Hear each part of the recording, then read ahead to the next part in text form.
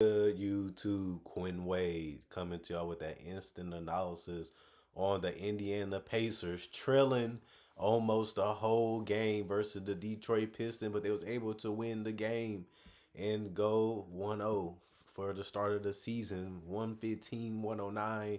The Pistons got off to a 31-25 start, and they was able to continue that 27-24 in the second quarter.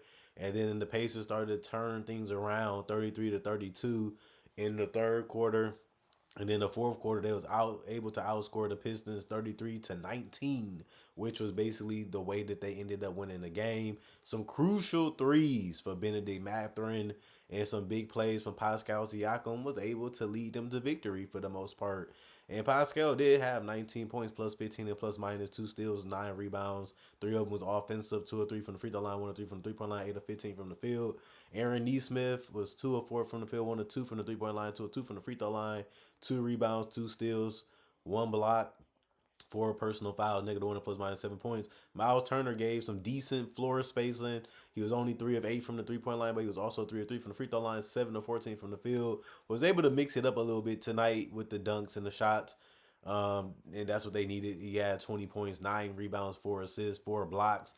Was just a real good anchor like he usually is for the Pacers. 4 turnovers, 4 personal fouls. Andrew was 3 of 8 from the field, 0 of 2 from the 3-point line, 2 of 2 from the free throw line. He did have 2 rebounds and 7 assists, 1 steal, 2 turnovers, 3 personal fouls, plus 6 and plus minus 8 points.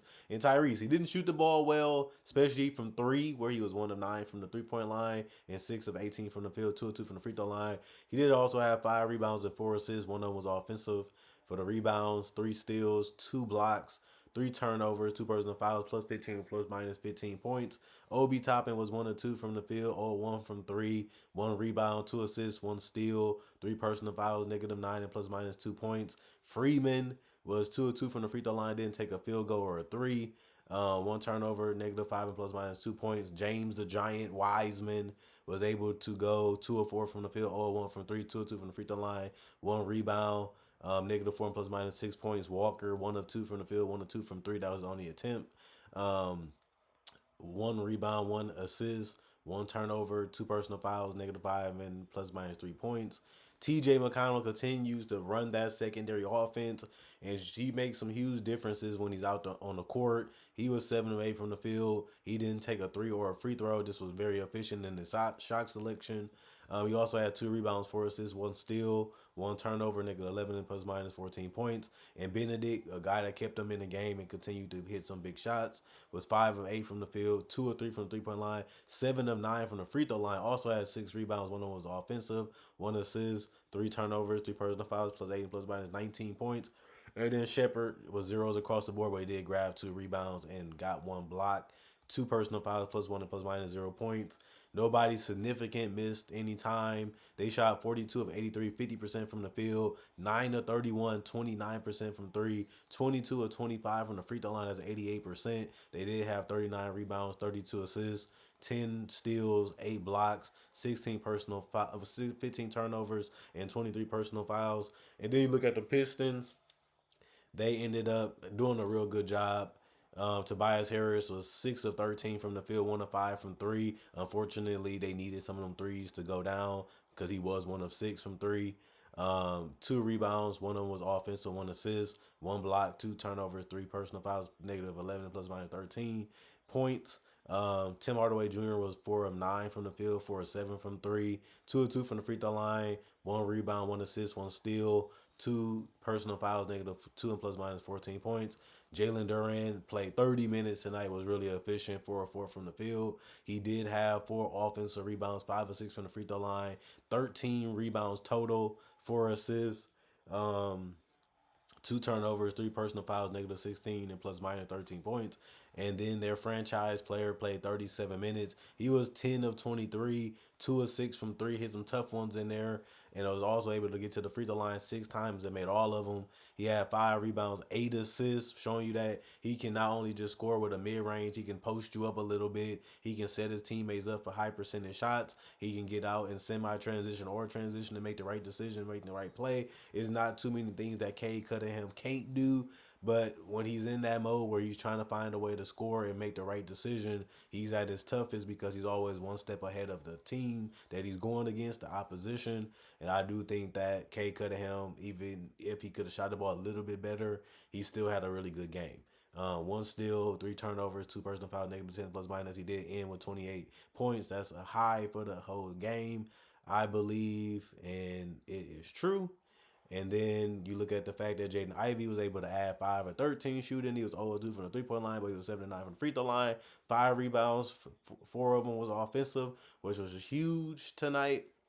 Um, 4 assists, 1 steal, 1 turnover, 3 personal fouls, -1 and plus minus 17 points. Fontesio, 0-4 from the field, 0-2 from three, 1 rebound, 1 turnover, 3 personal fouls, plus 3 and plus minus 0 points. Holland, 2 of 6 from the field, 0 of 3 from the 3-point line, 2 of 2 from the free throw line. 3 rebounds, 2 steals, 1 turnover, 1 personal foul, -2 and plus minus 6 points. Isaiah Stewart was 1 of 2 from the field, 0 of 1 from the 3-point line, 4 rebounds, 1 of them was offensive, 2 assists, 1 steal, 1 block, 1 turnover, 2 personal fouls, +5 and plus minus 2 points. Malik Beasley was huge. He has really had a good preseason. And so far, a good start to the regular season. He's been a really good pickup for them. 5 of 13 from the field. He was 2 of 6 from three, 2 of 3 from the free throw line, 3 rebounds, 1 assist. Anytime you can get double figures within 28 minutes, that's a real good pickup. -5 and plus minus, he ended with 14 points. Sasser, 1 of 1 from the field, 1 rebound, 1 assist, +9 and plus minus 2 points. Nobody significant missed time for the Pistons either. They shot 38 of 88, 43%. 9 of 23 from the 3-point line, that's 27%. 24 of 28, that's 85%. From the free throw line, 38 rebounds, 22 assists, 6 steals, 2 blocks, 12 turnovers, 21 personal fouls, and 109 points was not enough. Even though they led majority of the game and they made some great decisions, as the game continued to progress, the Pacers was able to go on that run and they was basically able to keep the lead for the most part. It was a little bit of a back and forth because obviously you got to catch up and then try to take the lead and keep it, which the Pacers was ultimately able to do. And you got to give the Pistons credit. They fought. They did the best that they could. They look more consistent offensively. They look like they know what they're trying to do on the offensive end. And that's with and without Cade, which is a good thing. Jaden Ivey looking like he's becoming the player that we thought that he could be if he can just continue to shoot the ball and not do it with hesitation. I think that that can be a good sign for the Pistons as he has shown. And like I said about the Pacers, they're one of the best teams in the East. We all got that last year. They made a lot of noise. They made a lot of chaos, showing you that they can live up to that hype when they got Tyrese and Siakam on the same team. They didn't really have to give up nothing massive to be able to get Siakam, and it ended up paying dividends for them just because now they get a whole training camp. Now they get a whole season to continue to build that familiarity with each other, and their play can only go up higher and do even better, is what you would think, because guys on this roster like Benedict and Andrew can continue to grow and get better as they grow into their bodies, they grow into their confidence. And Tyrese Halliburton is also a young leader that is trying to learn his team and get them playing the best basketball they can play by being a point guard and a floor general. So it's not really surprising to me that the Pacers got off to a good start. They is gonna have to find a way to defend a little bit better because 109 points, that's a little bit too much, and you have to find a way to slow down your opponents when it matters the most. I think they got that figured out because they usually outscore their opponents anyway, and they're gonna have to continue that if they can't get stops in the fourth quarter because they can possibly lose games particularly that way, and you don't really want to see that happen. And it's if you get a good start, like I said, for them to be trailing majority of this game and to be able to come back and play their offense and continue to trust the process and the growth that they have, and to be able to close this game with a victory when the Pistons was basically hot the entire game and basically playing fearless basketball, it made a lot of sense for them to try to capitalize off that momentum and try to turn it into a win. And you got to give a lot of credit to the Pacers not giving up. The Pistons hit some tough shots. They made some shots that you're like, man, this team really got it going tonight, and they weathered the storm, and they kept, knocking at it, trying to break down that door. And even when they was down by 12, even when they was down by 8, even when they was down by 9, the Pacers never gave up. They never quit, and that's the type of team you want to see if they're going to be a top 6 team in the Eastern Conference. They're going to have to do this against teams that's equally matched or better than them, and they're going to have to out execute them or outplay them within 48 minutes, because the games are going to be evenly matched, which is a tough situation to be in when you're not really going to be the favorite in pretty much any series going into the playoffs. But this is a good preparation. This is a good way to look at it, because the East is starting to get a little bit better, and they have to continue to be at the top of that, because that was the purpose of trading for Tyrese. That was the purpose of getting Pascal, to show you that they want to compete in the Eastern Conference and be a relevant team, which they have shown that they deserve that credit and they deserve that respect based off last year. And we have to continue to give them that, because they do look like a great team that has a lot of things figured out already. Now it's just about figuring out the other things that can get them over the hump, while the other team is trying to figure that out too, puts them in an awkward position, even though they're a middle of the road team when it comes to age and talent.